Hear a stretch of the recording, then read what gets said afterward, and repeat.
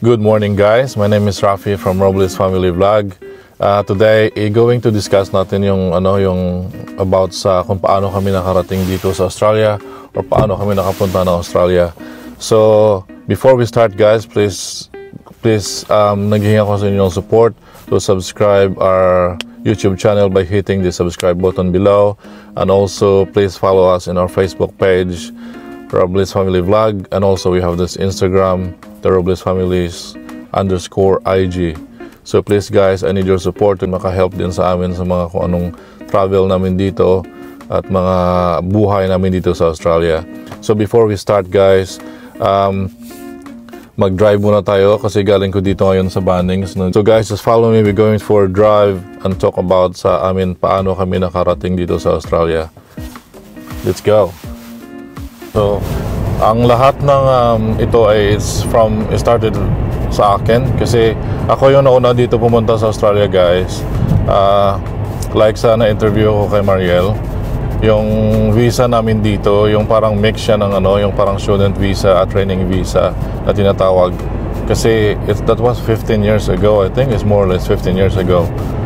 So yung visa na yon is parang internship siya. Meron pa kasi, dati kasi hindi pa grabe kahigpit yung Australia.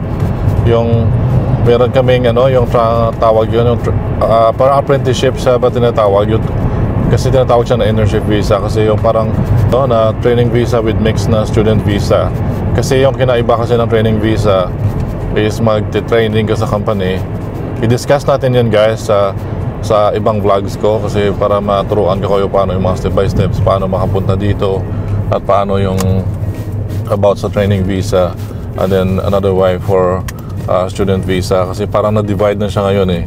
Pero yung kasi dati yung internship yun, nag-work ako dito, may tumulong sa akin paano nakapunta. It's really very thankful talaga guys kasi hindi mo inaasahan ng mga nadarating sa buhay yung mga ganyan ba. So minsan pag may dumating na opportunity, you need to grab the opportunity kasi minsan lang yung dadaan eh, yung mga offer, mga ganito ganyan, hindi niyan babalik. So swerte ka kung bumalik, pero minsan mga once in a lifetime opportunity, kailangan mo talaga i-grab yung mga ganyang bagay.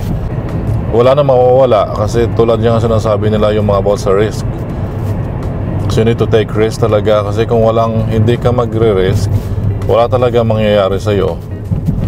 Kung saswertehin o malasin, pero at least na try and then just try do it again. So yun guys, nag-start ako ng internship dito kasi yung background ko is from hospitality management, yung parang BHRM sa atin. BHHM yung time namin yun eh, yung Bachelor of Science Hospitality Management. So na timing din yung tumulong sa akin na sabi niya kung gusto ko daw mag-tourist sa Australia. So sabi ko why not, kasi di ba Australia yun eh. So yung ginawa niya, siya dati yung company niya kasi mas okay pa yung management doon at yung manager. So isa din siya doon sa mga big boss doon. So kaya na mas nakapasok may nakapasok doon except sa akin, may nauna pa dong Pinoy. May Pinoy pa doon na nag-work dati doon sa company niya. At tapos yung lumipat ng Melbourne. So na timing din na lumipat ng Melbourne, so naghanap uli ng another from overseas kasi yung mga nagtrabaho doon may mga from Europe at merong isang Pinoy daw umalis. So yun, ako na yung nag-replies. Yung ginawa ko is parang talaga yung parang internship parang hindi naman exchange student kasi parang ganon din eh kasi may program lang dati yun, pero hindi naman kasi matawag yung student kasi graduate na ko eh. Natapos ko na yung degree ko at yung study ko sa Philippines. At tapos nun, habang nag-work doon, so nagkukuha ka ng mga certificates at saka nagsa-study ka rin kasi parang part din siya na may education, may study program sa ganyan. So nag-aaral ko doon sa TAFE habang nag-work. So yun, yung parang binabalance ko lang ba kasi may tuition din eh. So buti na lang may nagtumutulong sa tuition yung tumulong sa akin, at tapos habang nag-earn naman ko, tumutulong din ko paano magbayad ng tuition ko at saka yung sa rent. Kasi grabe talaga ang hirap dito guys from the scratch. pumunta ako dito na walang-wala eh. At tapos nung pumunta ako dito, imagine mo, wala talaga yung accommodation kasi talaga dito yung pinakamahal sa from the start talaga sa mga nagsa-start dito. Yung dapat before kayo pumunta, mag-search na kayo sa mga accommodation. So yung accommodation dito guys, meron website dito na na kahit nasa overseas kayo, before pa kayo pumunta dito, i-search nyo lang yung realestate.com.au. Lagay ko yung link dito or link below. Mag-inquire na kayo doon, o kaya kung makasave kayo, kung single kayo or couple lang ba na walang pang kids, yung mas easy dito tawag nito, mag-share kayo muna kasi meron naman dito mga share bedrooms. Yung mga bahay siya na mga 4 bedrooms or 3, 4, 5 bedrooms, mag-share lang kayo doon na nagbabayad kayo. It depends kasi doon sa city at saka sa rural area at the moment. Yun din guys yung i-discuss ko the next vlog din, sa mga next vlog ko, kung yung comparison ng rural area versus yung cost of living sa city. Kasi iba yung talaga yung diferensya talaga, mas mahal yung sa city. So pag mag-start kayo guys, yung mga rent dito nasa ngayon mga nasa 200, pag mag-share kayo ng room, mga I think 250, basta andyan lang siya lumulugar sa mga more or less $250 sa share na room. Pero sa bahay siguro mas malaki doon. Basta i-compare ko yun guys sa mga next video ko. So yun guys, yung magpunta ko dito is ang hirap talaga sa accommodation kasi dami dito mga yung mga hirap na hirap. Subutin na lang may room siya sa bahay. So yun yung ginawa niya, nag-share ko doon. Ako na lang nagbabayad ng rent. At tapos nilibre na lang yung stay ko doon for few weeks kasi yung start ko talaga wala pa masyadong trabaho, tapos yung sweldo delay pa eh. So yung kagandahan na dito guys, kasi once makastart ka na ng work, yung sweldohan dito is weekly guys. So yung mga ibang company dito ay nagsisweldo ay weekly, tapos yung iba naman meron naman fortnight. Wala kasi yung sweldohan dito ng mga monthly tulad sa Pilipinas na monthly. So yun, tumulong ako doon.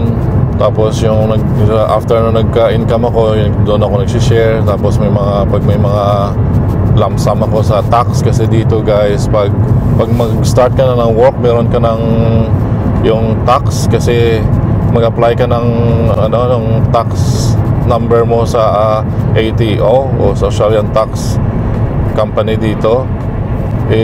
Requirements kasi yan pag mag-work ka dito, yung tax and superannuation.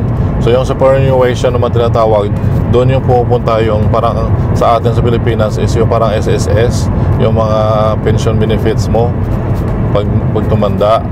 At tapos yung sa naman, sa tax naman, yun naman yung mga pag may trabaho ka nag-earn, may bracketing naman siya na pag itong in-earn mo, ito yung tax mo. Malaki yung tax pero okay naman, ma-survive mo naman siya kasi hindi naman lahat ng pera kinukuha ng tax. May percentage na siya doon na kinukuha. Pero yung makagandahan lang dito kumpara sa narinig ko sa New Zealand daw or sa ibang part ng country sa ibang country doon na Amerika, nagpe-pay sila ng tax pero wala naman sila makuha. Sa New Zealand din, sabi ng isang nurse doon sa work na nagbabayad ka lang ng bayad, wala ka makuha kasi yung tax na pambayad lang talaga. So yung kagandahan lang dito guys, every year may makukuha ka na tax na claim. Kaya yung minsan ang mga tao dito masaya sila pag mga tax time na season, na time ng mga nagsa-start na yun ng mga June na tayo, June to October, yung tax na magla-lodge ka ng tax. Tapos makukuha ka lump sum. So minsan makukuha kaya na 1,000. It depends sa kung anong type na trabaho mo. So normally makukuha ka ng mga tag 1,000 plus 1,000. Yung iba nga umabot mo ng $5,000 eh. So yun lang kagandahan guys, at least sa lahat ng mga binayad mo may meron kang medyong balik. So yung ginagawa ko dati, pag meron kong mga makukuha sa tax, so yung ginagawa ko, yung pag malamsam, so minsan binabayad ko rin sa friend na tumulong sa akin kasi Imagine mo, siya yung unang nagtumulong sa akin eh. Kasi sabi ko, pag wala lang talaga ako nung start na yon. So sabi ko, pag magkapera ako, ibabayad ko sa iyo, bayaran na kita. So don't worry, ganyan. Kasi hindi naman siya hindi naman siya naghahabol na pera-pera agad. Kasi may pera naman eh. So yun. Maganda lang dito guys yung workplace sa Australia kasi level yung mga tao dito, walang discrimination, walang yung tulad, walang inggitan, walang masakitan na words ba, walang inggitan o yung mga grabe ka strict sabi talaga yung dating. Kasi dito kasi yung level yung tao, yung pagtingin ng tao sa iyo is level na walang mataas, walang mababa, walang boss, walang ganito ganyan tawagan lang kayo ng pangalan nyo, tapos nagjo-joke kayo, joke around, tapos hindi naman sila pwedeng magsalita ng masakit sa iyo kasi pwede mo sila ma-report. So wala talaga eh, so parang command lang talaga siya pag sa boss, pero gentle naman na hindi naman grabe. So dito guys, yun lang yung kagandahan dito eh. Mag-park muna ako dito guys kasi ang bilis ng sakyan sa likod sa 80 kilometers kasi may mga speed limit dito. At tapos yung sa school naman, kasi nag-internship ko, yung sa study nababalance na rin kasi by module lang siya. Yung minsan yung pupunta ka lang ng school for once a week. So yun ang kagandahan doon kasi kunin mo lang dati, hindi pa masyado grabe ka digital. Yung hybrid lang siya na mix ba na yung iba sa online, sa email, pero mas more module talaga na sa books kasi parang vocational school yun siya sa atin. So yun, answeran mo lang siya na answeran lahat ng mga short essays, mga fill in the blanks or mga theories, at may mga video presentation, follow the link, ganyan. So yun, mabalance mo talaga dito. So yun guys, yung mga next ko na i-vlog dito yung about sa student visa, kung paano makasurvive. Hindi naman ganun kasama eh, kasi mas mabalance mo talaga dito eh. Kagandahan lang dito sa mga school is yung school times talaga dito is hindi na mag-school ka talaga from Monday to Friday. Yung school dito is once a week or twice a week. Pinakamalaki na yung 3 days a week. Tapos yung mga school hours dito hindi ganoon grabe kahaba. Yung mga school dito is andyan na minsan sa mga 4 to 5 hours o minsan nga may mga short pa eh. So afternoon pwede ka na talaga maka-work.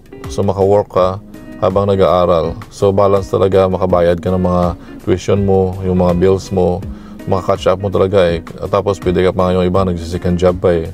Mga 2 jobs dito yung ibang mga student visa. Ng time na yan, pwede ka pa mag-apply ng... Kasi dati, iba pa yung visa eh. After 2 years, pwede ka na mag-apply ng permanent residence. So, after 2 years, nag-apply na ako ng PR dito na tawag na permanent residence. So, buti na lang lahat ng requirements na check mo lahat, all requirements in the box. Kasi yung mga checklist mo na ganyan. Once ma-okay mo lang lahat yun, ma-approve ko naman sa PR. Hindi naman grabe kahigpit dati eh. So, easy ka na talaga ma-approve sa permanent residence. At tapos nun, sa after 2-3 years, mga ganyan na stay ko dito. So yun,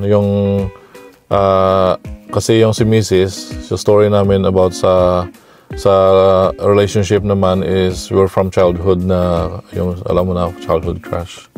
Wow. So yun, nag-start kami nun, communicate, ganyan. So tapos, in relationship, so alam mo na, and then we end up like we married in Philippines. Kasi umuwi ko dun eh, ang dami ko na uwi talaga nung time na yon kasi ang hirap yung nag-tourist visa tapos may mga refuse pa. Hindi siya part ng family, it's just a relationship dati. Tapos yung relationship, hinahanapan pa ng mga evidence kung ilang years kayo relationship, yung mga 12 months relationship dapat, at saka yung mga cards, lahat, mga evidence, mga photos nyo, ganyan. So wala akong masyadong mga evidence na ganyan. So minsan may time na nagda-down ka talaga kasi na-refuse yung visa. More in communication na kayo sa digital. Sa dati, Friendster pa yung time na yon. Tapos nun, finally, nakarating din siya ng Australia at tapos buntis siya nun. Napakaswerte talaga guys kasi yung time na yon nung buntis siya, yung mga days na lang, kasi ano na siya, parang 36, di ko alam, di ko maganda sa mga months, pero 35, 36, mga ganyan na months ba na malapit ka na ipapanganak, ang laki ng tiyan niya, nasa 30, ano na siya doon, tapos mga ilang days na lang, tapos yung airlines, pinapacheck ka pa kasi meron talaga area na parang sa doctor area sa airport, pinapunta siya doon, pinamake sure na pwede pa siya makapasok sa airplane, pwede pa siyang lumipad. So, swerte na lang, dito siya nakarating sa Australia, lumipad talaga, pinayagan, at dito pinanganak yung first baby namin. Imagine mo yung pag nangyari, kung doon na siya nanganak sa Philippines, doon na naman kami magsa-struggle kasi yung visa niya, gagawa na naman kami ng visa for a baby kasi another visa, another passport. So another process na naman. Alam niyo naman guys yung gaano kahirap at gaano katagal yung mga waiting time doon sa Philippines sa mga in terms of processing at sa mga papers doon at saka yung mga government. So yun na yung tuloy-tuloy. So yung misis ko is naka-visa sa under sa 309-100, subclass 309-100, so yun yung spouse visa. Time na yun ng spouse visa, hindi pa gaano kamahalan. Yung time namin, imagine it's, I think 10 years, more than 10 years ago. Not 10 years ago, yeah, I think somewhere there. Like, because my son is 8 years old now. Yung processing fee pa dati ng visa is nasa 2,000, mga 199, parang $2,000. At grabe ngayon guys, ngayon 2023, last year nag-adjust sila. Ang spouse visa is nagiging 7,000 plus. So ngayon 2023, nagiging 8,000 plus na ngayon yung visa. So yun yung sinasabi ko sa mga tao na ayaw-ayaw pa mag-apply ng mga visa o magpa-permanent residence habang dito sa Australia or andun sa labas. Sabi ko, every opportunity talaga i-apply mo na kasi dito sa Australia guys, nag-change sila every year, nag-change yung visa rules at mga law dito, may changes, tapos magsistricto, tapos yung visa fee tumataas every year, lahat ng tourist, student, spouse, skilled, tumataas yung mga visa nila doon guys. So yun guys, yung mga paano kami nakapunta dito at naswerte naman. At then yun, naging 2 boys and 1 youngest namin yung si baby girl. Yung inhatid ko sa school, yung 3 kids yun. At yun, at tapos yung sa sa internship visa ko dati, hindi naman siya kamahalan kasi nag-start ko dito kasi nag-tourist ko dito una. At tapos dito na nag-apply ng mga internship program. At tapos dito na process onshore. Kasi mas madali mag-process onshore pag andito ka kaysa sa Philippines.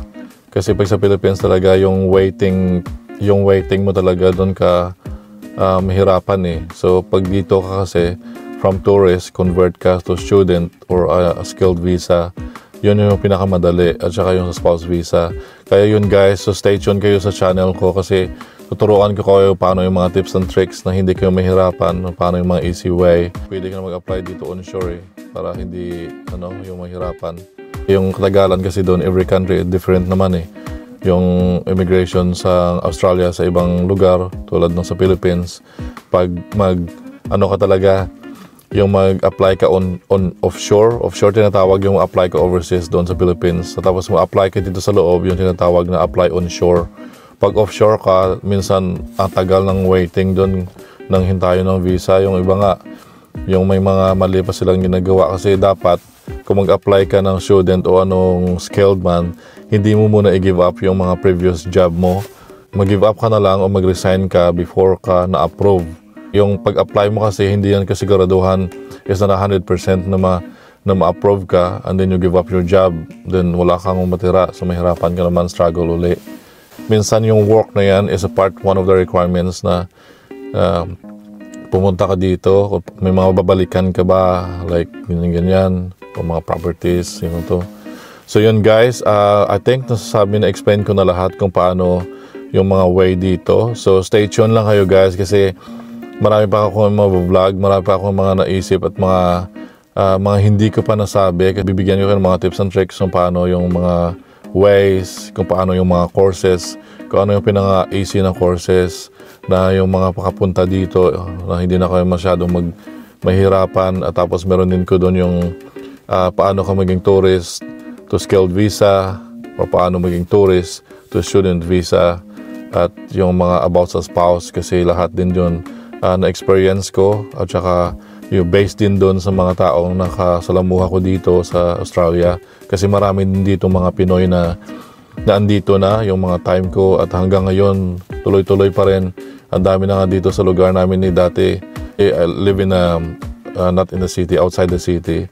So minsan bihira lang may mapadpad dito sa lugar namin, kasi mas more surrounded kami dito ng mga vines, yung mga grapes, yung mga oranges. So yun yung mga work dito, maraming work dito guys, na mga in terms of fruit picking, so grapes picking, orange picking, o kung mga vegetables o ano pa. So yun guys, i-vlog ko rin yun kung yung mga diferensya, yung kung compare from city, living in a city, compare sa rural area. So yun guys, just stay tuned lang kayo, at marami pa tayong i-discuss. At kung may mga comment kayo or mga kung anong question, just follow our Instagram and just message me in Instagram, kasi mas more easy communicate dun sa Instagram kaysa sa mag-comment kung gusto niyo mga ano kayong isasabi. So as ano lang guys, hindi ako migration agent.